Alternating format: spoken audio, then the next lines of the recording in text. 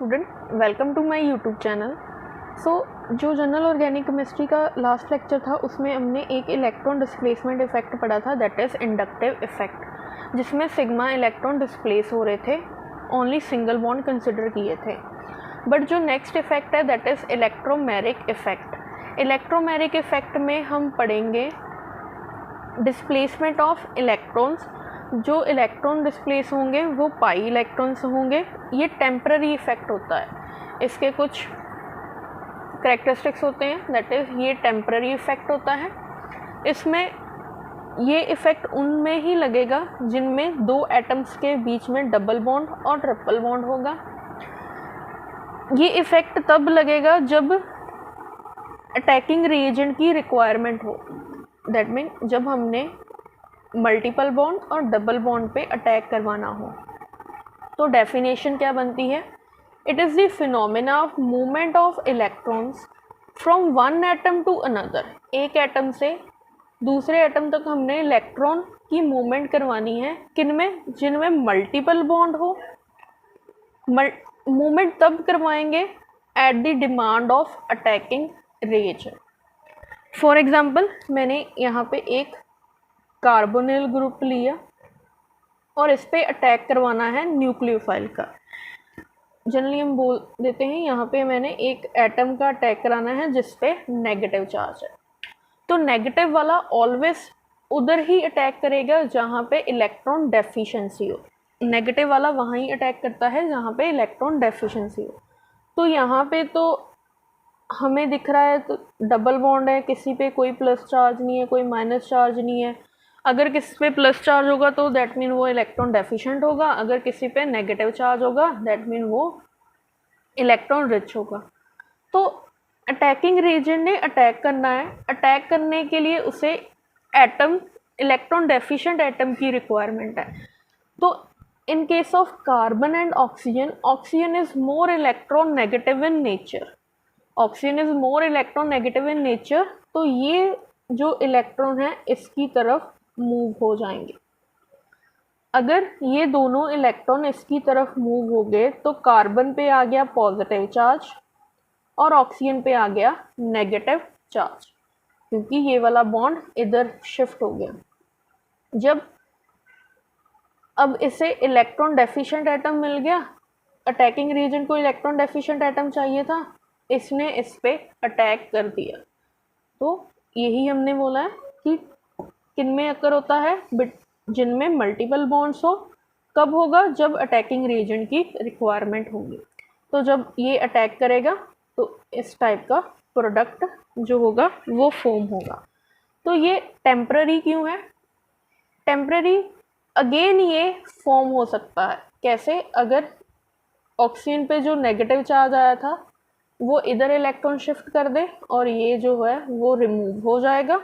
अगर ये रिमूव हो गया तो ये फिर से दोबारा फॉर्म हो जाएगा।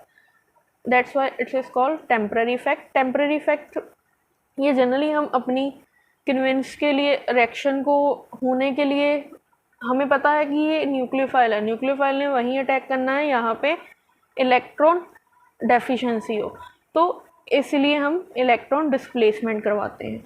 तो ये जो इलेक्ट्रोमेरिक इफेक्ट होता है वो टू टाइप्स का होता है, प्लस ई और plus minus E, that is positive और नेगेटिव। प्लस ई में क्या होता है और माइनस ई? प्लस ई में जो इलेक्ट्रॉन शिफ्ट होते हैं वो उस तरफ होंगे जहाँ पे अटैकिंग रीजन ने अटैक करना है। जैसे यहाँ पे डबल बॉन्ड है तो अटैकिंग रीजन H पॉजिटिव ले रहे हैं। तो इन दोनों के केस में कार्बन कार्बन की इलेक्ट्रॉन नेगेटिविटी सेम है, तो जो बॉन्ड है वो किसी भी और शिफ्ट हो सकता है। अगर इधर शिफ्ट होगा इस पे पॉजिटिव आएगा, इस पे नेगेटिव आएगा। अगर इधर शिफ्ट होगा इस पे नेगेटिव, इस पे पॉजिटिव। तो H पॉजिटिव वहीं जाता है जहाँ पे इलेक्ट्रॉन रिच हो, इलेक्ट्रॉन रिच एटम पे। तो इलेक्ट्रॉन रिच अगर हम देखें कि अगर ये इधर शिफ्ट हो गया, इस पे आ गया नेगेटिव चार्ज, इस पे आ गया पॉजिटिव चार्ज। तो जिस तरफ इलेक्ट्रॉन शिफ्ट हुए हैं अटैकिंग रीजन ने उस तरफ ही अटैक किया है। जिस तरफ हमने इलेक्ट्रॉन शिफ्ट करवाए हैं इलेक्ट्रॉन ट्रांसफ़र करवाए हैं, अटैकिंग रीजन उस तरफ ही अटैक कर रहा है, इसे हम बोलते हैं plus E effect. In case of minus E effect, जिस एटम पे हम इलेक्ट्रॉन डिस्प्लेस करवाते हैं उसके अपोजिट एटम पे जो अटैकिंग रीजन है वो अटैक करता है।